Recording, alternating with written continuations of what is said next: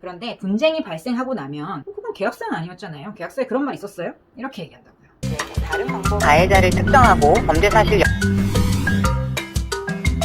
안녕하세요. 부동산 전문 변호사 쪼변입니다. 오늘은 어쩌면 기본적이지만 실제로 계약하시게 될 때 잘 잊어버리게 되는 부동산 계약할 때 꼭 알아두셔야 되는 주의사항 5가지 설명을 드리겠습니다. 이 영상 끝까지 보시면 내일 당장 계약하러 가셔도 큰 무리 없을 테니까 꼭 끝까지 시청해주세요. 우선 부동산 처음 알아볼 때 어떻게 하시나요? 네이버 같은 데 검색을 해서 마음에 드는 매물을 우선 찾은 다음에 그 부동산에 전화를 하시죠. 이렇게 여러 군데 막 매물을 알아보는 단계에서는 내가 통화하는 사람이 누군지를 자세히 몰라도 상관없어요. 다만 이 집이 마음에 든다 해서 그 집에 대해서 자세한 얘기를 주고받을 때는 내가 누구랑 통화하고 있는가, 혹은 중개사무실에 직접 가셨어요. 그러면 내가 지금 마주하고 얘기를 하고 있는 이분이 누구인가를 정확히 아셔야 됩니다.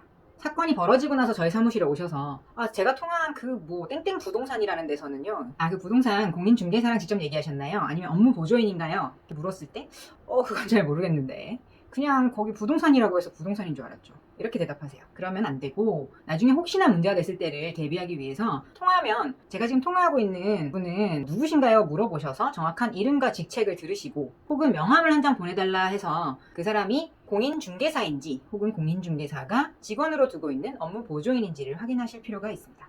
이것의 연장선상인데 계약할 때도 내가 누구와 계약을 하고 있는지를 정확하게 확인하셔야 돼요. 소유자 본인과 계약을 하신다면 크게 상관은 없어요. 본인의 신분증만 확인하셔서 얼굴 확인해서 이분이 맞는가만 확인하시면 되는데, 대리인과 계약하는 경우 가장 주의하셔야 됩니다.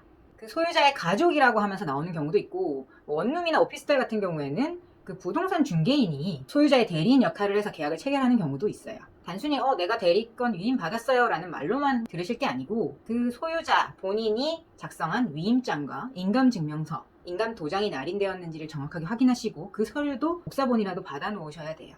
그리고 돈은 무조건 명의자에게 보내야 됩니다. 가계약금 몇십만 원 정도는 공인중개사에게 보내는 경우도 있지만 그 외에 큰돈인 계약금, 중도금, 잔금 등은 모두 소유자에게 보내셔야 돼요.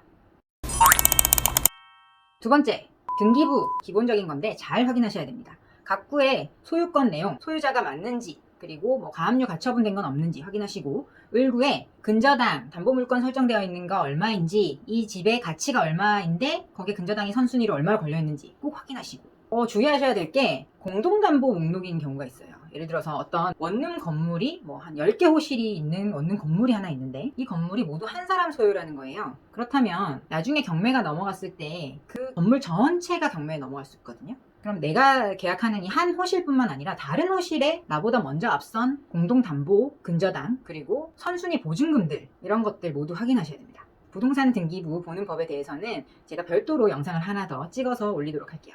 세 번째, 디테일한 약속 내용 모든 것을 계약서에 쓰시기 바랍니다. 표준 계약서라 그래서 공인중개사가 써주는 내용들이 있어요. 그리고 특약사항의 일반적인 내용들만 주로 쓰시죠. 그런데 내 계약에서 특별하게 약속한 점이 있다 하면 그 특약사항에 그 내용도 모두 쓰세요. 예를 들어서 집주인이 도배를 해주기로 했다. 그러면 모든 면에 도배를 새롭게 해주기로 했다 라는 특약을 쓰시고, 만약에 안 해주게 될 경우에는 100만 원을 위약금으로 준다. 그 특약을 안 지켰을 때도 어떻게 한다는 내용을 쓰셔야 되는 거예요. 그 내용이 너무 많아서 계약서에 다 쓰기 좀 번거롭다 하면 별도의 특약사항 별지를 따로 쓰셔도 괜찮습니다. 그 별지 밑에다가 그 당사자들 이름 쓰고 나인하시면 되거든요. 좋을 때는 다 좋아요. 좋게 말할 때는 그것도 해줄게요. 그거 괜찮습니다. 말은 그렇게 합니다. 그런데 분쟁이 발생하고 나면 그건 계약서는 아니었잖아요. 계약서에 그런 말 있었어요? 이렇게 얘기한다고요. 그러니까 계약서를 꼼꼼하게, 특약도 다 쓰십시오.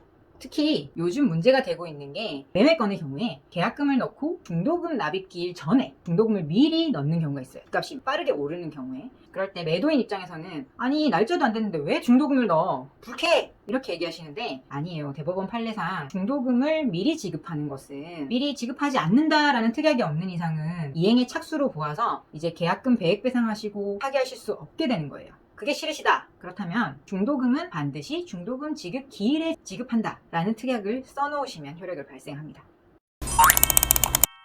계약 당일에 녹음하십시오. 우리나라 통신비밀보호법상 대화자 간 녹음하는 것은 불법이 아닙니다. 그래서 보지하지 않으시고 녹음하셔도 무방해요. 문제가 생기는 경우보다는 문제가 안 생기는 경우가 훨씬 많기 때문에 녹음하셨다가 별 문제 없으면 그냥 파기하시면 되는 거고, 혹시나 나중에 법률적인 분쟁이 생겼을 때는 중요한 증거로 사용될 수 있습니다. 녹음하세요. 녹음하실 때 계약 전에 이런 것도 좀 해주세요, 저런 것도 해주세요 라고 미리 약정하셨던 부분들도 꼭 한번 계약 당일에 다시 말씀을 나누셔서 그 내용이 녹음될 수 있도록 하시는 게 좋겠습니다.